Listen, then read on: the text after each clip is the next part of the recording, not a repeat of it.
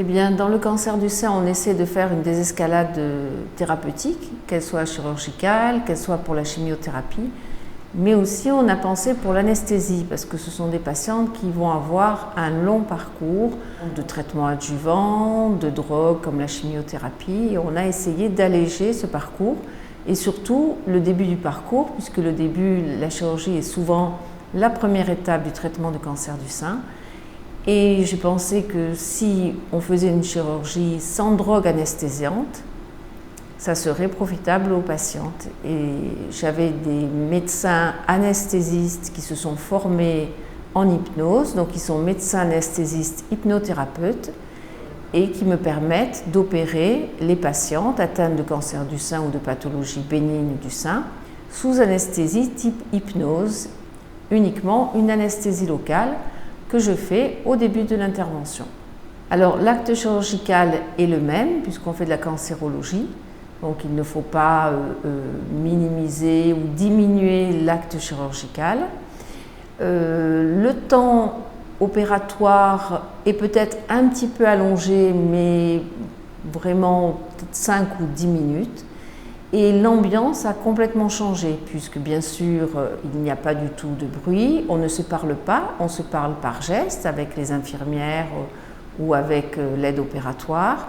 On met les appareils au plus bas, c'est-à-dire les appareils sonores de la salle d'opération, on essaie de les mettre au plus bas. Les liquides sont chauffés pour pas qu'il y ait une réaction de la patiente.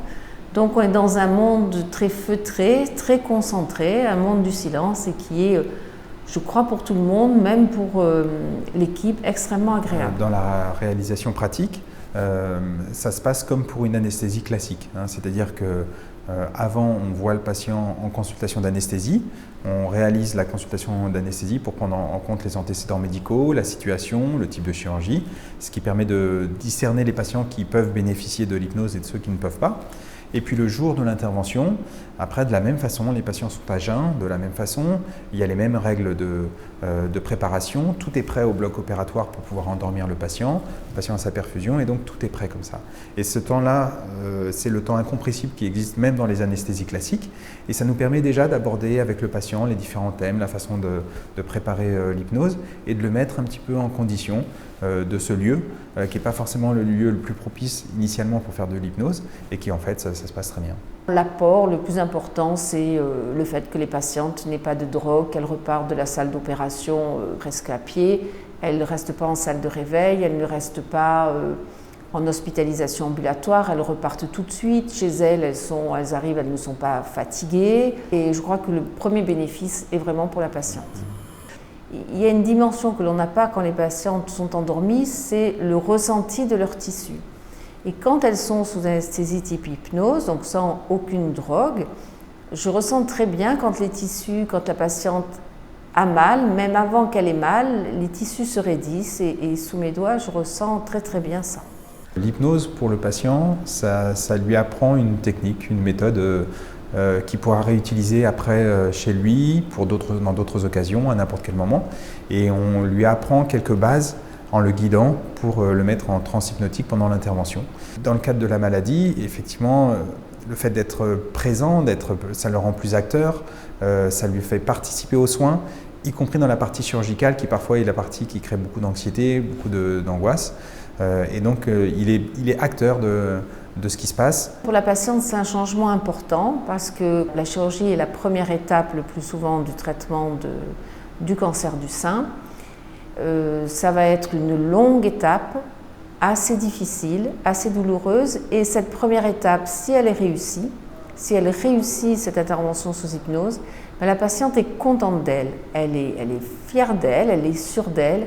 Et ça présage pour elle d'un parcours qui sera certainement bon ou meilleur que ce qu'elle imaginait.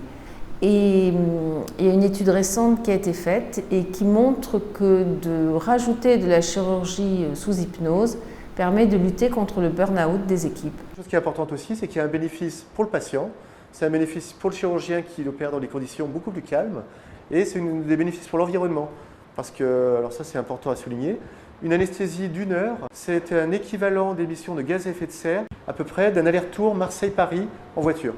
Donc si on fait une intervention sous hypnose où on n'utilise pas de gaz, eh ben, c'est toujours ça de gagner. On essaie d'être maintenant le plus bio possible, puisque le ganglion sentinelle, qui est le premier relais du cancer du sein, doit être détecté. Il y a plusieurs années, on avait commencé par le détecter en injectant un produit radioactif. Maintenant, on arrête ce produit radioactif. Après, on a injecté un produit bleu qui est assez inoffensif, mais il peut entraîner pour une patiente sur 1000 une allergie assez importante, donc on a essayé de l'éviter. Et là, je teste un nouveau traceur qui est à base de sel de fer et qui est totalement bio, donc qui s'appelle le MagTrace, le traceur magnétique. Il y a un tout petit traceur de la taille d'un grain de riz qui est mis par le radiologue, et ce traceur contient aussi des particules de fer que je peux détecter avec une sonde. Ça rend les choses plus précises grâce au traceur et la détection avec l'appareil. Je sais quand je suis au centre de la lésion et je sais aussi quand je m'éloigne, puisqu'il faut à peu près 10 mm de marge de sécurité. Donc quand la détection est moins importante en chiffres, ça veut dire que je commence à être en marge de sécurité. Donc tout s'allège, le traitement s'affine, il est de plus en plus souple pour les patientes, mais bien sûr en toute sécurité, parce que nous sommes dans le domaine de la cancérologie.